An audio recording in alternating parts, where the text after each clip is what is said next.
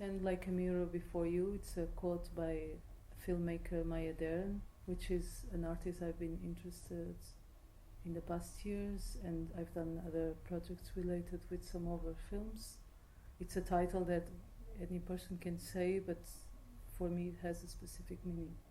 I thought it could refer in terms of like very specifically regarding the context where she was working, but also regarding this idea of this space where the show was originally produced.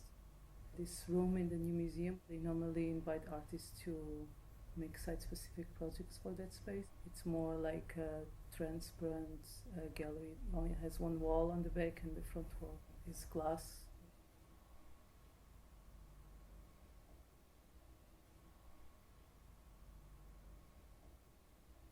Then I made some sculptures made of plexiglass. The idea was to insert movement in the space throughout the screens, which are divided in 5 elements. The idea was to fragment the space throughout something which is transparent, but in a way distorts the image which is behind, because they are curved.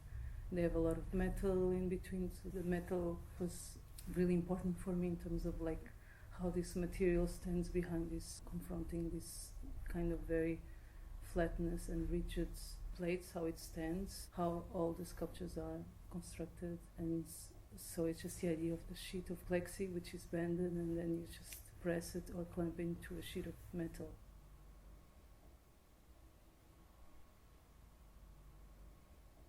And then I had a series of sculptures which are hanging, so I only have these lamps which I normally make to illuminate my sculptures, and then like the pieces are very light and transparent, so you can always see through. They function as like also as screens, and so, but they also have like very specific context how they are constructed.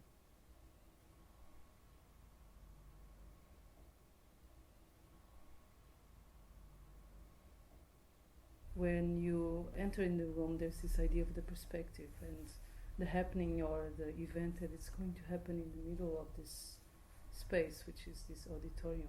And that's why I didn't want to use the main room as a central of this exhibition, but it has just a guiding how people walk into the space and how they are filtered in this main room. Didn't want to use any artificial light in that room, because it's just so important how just the light enters in that space, and it changes according to the day, so the sculptures also tend to change.